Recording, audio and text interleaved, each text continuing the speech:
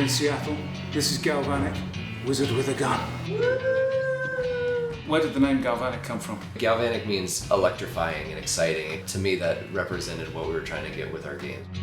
I started Galvanic almost 9 years ago now. We started on a game called The Rust Belt, and it was this top-down tow trucking physics destruction game set in the apocalypse of Ohio. And we worked on that for about 9 months until we ran out of money. That was during the time everyone called the indie-pocalypse, so funding a game could be really challenging. So instead we switched to a much smaller title called Gurgamoth, and we launched that after working on it for 2 months. And that's what kind of gave us a chance at making other games. And then from there we signed bigger and bigger deals. Our biggest game before Wizard with a Gun was a game called Rapture Rejects, which is a battle royale in the Cyanide and Happiness universe. We showed it at PAX 4 years ago, and after that we pitched Wizard with a Gun to Devolver, and they said, "Oh, you're the Rapture Rejects people." The original idea came from a lunch. The name Wizard with a Gun came out, and as soon as I heard it, I was like, that's going to be our first major game. A couple weeks later, we built our first prototype, and it was multiplayer. You could craft bullets, you could fight enemies, you could gather ingredients, and you could do it together.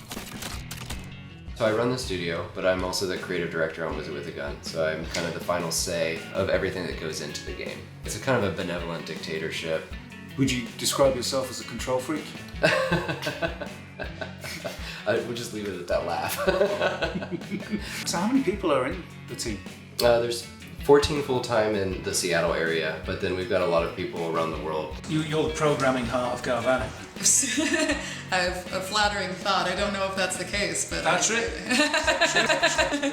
The boss says the most reliable engineer. That's good. Shame on all the other engineers. I try to prioritize excitement over mechanics. Just making each enemy just feel really interesting to interact with, and each boss to feel like just this like huge climactic spectacle. One thing that I really like about this team and indie dev as a whole is like if you have cool ideas, you probably will get an opportunity to make them into reality. A big kind of component of this game's kind of stylistic vibe is blending these two elements of Western stuff, cowboys and six guns and that kind of thing, and then magical elements like wizards and the cosmos and stuff. It's like, what if you were listening to a lot of Woody Guthrie but there was a gas leak?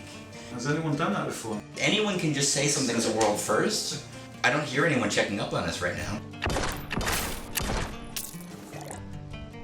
Our art team is really, I've rebuilt it in the pandemic to be like very, very international. Monique is our senior most artist, and she's in the Netherlands. We have another artist, Elwin, in the west coast of France. Our 3D artist Claire is in Singapore. Our VFX artist Pedro is in Portugal. How do you find those people? ArtStation. I'll look at any portfolio that comes my way. Absolutely everyone who has worked on this project has put their biggest and brightest ideas forward, and the passion really shows in the product created. A lot of it is just learning to trust that the people on your team actually understand their area, and even if they have a vision that's different than yours, it could be better. So who was it who first showed interest at Devolver? I got an email from Nigel that said, "We want your game." And I was actually in the middle of pitching to someone else, and I could have just walked out. I could have just been like, "Well, it was nice talking with you." Who was it? Who was the rival? I'm not gonna say. It was. Oh, good lord, you had a close shave. Yeah. The number of times I've heard it's a Devolver game, you're fine. I would. That's what everybody thinks, I think. I almost called you guys money daddies. Oh, I like that. Money daddies. Apparently that's Devolver. What was it you think that Nigel and the people at Devolver saw in Wizard with a Gun when they first saw it? Our first prototype was very systems heavy, and you could basically burn the world down. And I think like when he saw a player like taking an Uzi and burning a forest down around a couple like ghosts, he was like, "I'm in. This is what we're making." Is the game still like that? Oh yeah, you can burn down everything. Cheers, Wizard with a Gun. Wizards and guns. Wizards and Guns! Wizards and guns. Wizard with a Gun represents everything I set out to make when I started Galvanic. The art style, the mechanics, the fact that you can kind of destroy everything in the world and you can rebuild however you like. Experiment with all the spells you can. Try fire, water, oil, electricity, charming, try healing, life and revive. There's so many things you can do, and the combinations are endless. And don't forget to burn it all down. Yeah, burn down your tower as soon as you get the chance. So you can play the game single player, but you can also play it online co-op with another friend. Can you burn down your co-op players' stuff? when Oh, you come absolutely, yeah. back? Oh, right. It's like a video game flat share. It's a bad roommate simulator. It's really what was it with a gun. How hard are your boss battles? When I first designed them, very hard. I make them for myself, and I love action games. And designing enemies around changing landscapes and stuff is just like a really interesting thing. So there's just like a lot of really unexpected scenarios. Like, you know, you fought that boss and everything is on fire. Like, really, you know, good job, you know? Burn it down again. We're back to burning it down. I hire the best people I can, keep a team small, and give people a chance to do their best work. But it's such a big game and we're such a small team that we still struggled a lot. And so actually in January of last year, I switched the studio to a 4-day work week. As soon as we switched to 4-day work weeks, people's energy levels spiked, productivity rose across the whole team, and the game just, it felt like it snapped back onto track, onto the rails. There's nights where I work late, but I think in general, like every hour you work extra is an hour you eventually lose. Leave the office, go home. The office is closed.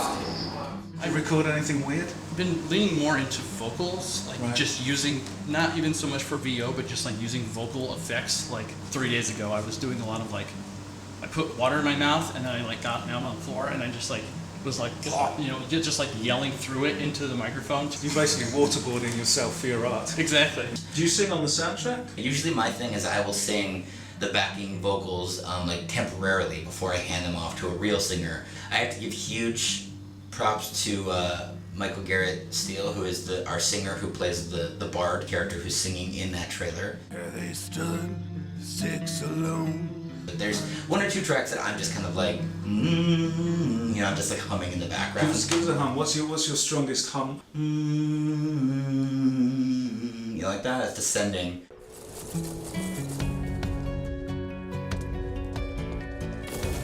How important for you is the music?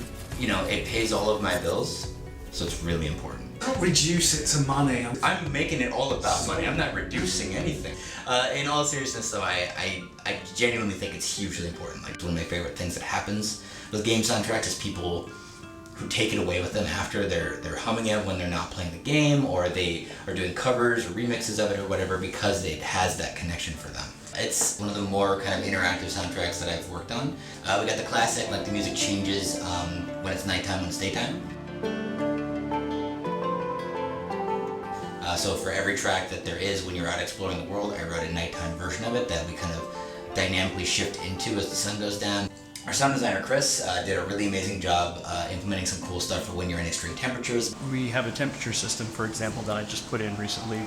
If you're like too hot or too cold, the music actually changes the effects on it and the way that it works. In our title menu, every one of those buttons when you mouse over it plays a guitar note. And it always is in sync with where it is in the song. So you can literally move the mouse over all the buttons and strum them like a guitar chord and actually like play along. I was just trying to make sounds for the menu, the UI sounds, which are notoriously really difficult to make with UI sounds. Maybe it could just be a guitar. I'm really hoping we get people who like drop some like serious fire and like really like finger pick out like a crazy pattern or something. How are you feeling going into the launch period now? Oh, terrible. It's rough. As the game's like really kind of coming together for release, I'm starting to get a little more relaxed about it. I don't think I've been this nervous in my life. Everything crossed for the launch then? Yeah, Let's go. Absolutely. Let's go, Wizards. Get Wizards your guns. with guns. The only thing you can really ask for in the games industry is a chance to make another game, and so that's what I'm hopeful is that people love Wizard with a Gun enough to grant us another chance to make another game. I just really want to be a wizard with a gun.